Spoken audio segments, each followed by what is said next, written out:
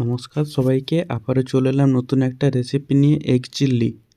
দেখুন কীভাবে রেসিপিটা তৈরি করছি। প্রথমে ডিমটা গ্লাসের মধ্যে ফাটিয়ে নেব, নিয়ে পরিমাণ মতো নুন ও গোলমরিচ গুঁড়ো দিয়ে ডিমটাকে ভালো করে মিশিয়ে নেব, ভালো করে ঘেঁটে নিতে হবে। দেন কড়াইতে পরিমাণ মতো তেল দিয়ে দেবো, ডিমটা ভাজার জন্য দিয়ে ফাটানো ডিমটা দিয়ে দেব, দিয়ে ডিমটাকে ভালো করে ভেজে নিতে হবে। ভেজে নেওয়ার পরে ছোট ছোট টুকরো করে নেব চিল্লির গ্রেভিতে দেওয়ার জন্য। এই দেখুন এরকম ছোট ছোট টুকরো করে নিচ্ছি, আপনারা এরকমভাবে করে নিতে পারেন। আর চ্যানেলে নতুন হয়ে থাকলে অবশ্যই লাইক, কমেন্ট ও সাবস্ক্রাইব করতে ভুলবেন না।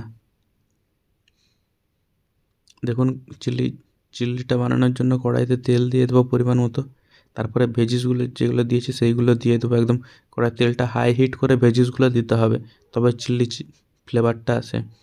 ভেজিসে নিয়েছি পেঁয়াজ, ক্যাপসিকাম ও টমেটো, আদা কুচি ও রসুন কুচি ও সামান্য কিছু কাঁচা লঙ্কা। দেন এইগুলো ভাজা হোক। যে চিল্লির জন্য যে সসটা দেবো সেটা পাশে রেডি করে নেব। তো বাটিতে নেব, একটা বাটির মধ্যে নিয়েছি tomato sauce, dark soya sauce, red chilli sauce ও গ্রিন চিলি সস। এটা সামান্য কিছুটা জল দিয়ে ভালো করে মিশিয়ে নিতে হবে। এই দেখুন এরকমভাবে মিশ্রণটাকে পাতলা করে নিতে হবে। দেন এই যে সসটা তৈরি করতে করতে আমাদের ভেজিসটাও ভাজা হয়ে গেছে। দেন আমরা যে সসটা বানিয়েছি চিল্লির জন্য সেটা ওর মধ্যে দিয়ে দেব। এই দেখুন দিয়ে ওর সাথে কিছুক্ষণ নেড়ে নিতে হবে, যাতে সসের স্মেল, ডার্ক স্মেল ওটা কেটে যায়। নেড়ে নেওয়ার পরে বাটি ধোয়া জলটা ওর মধ্যে দিয়ে দেব।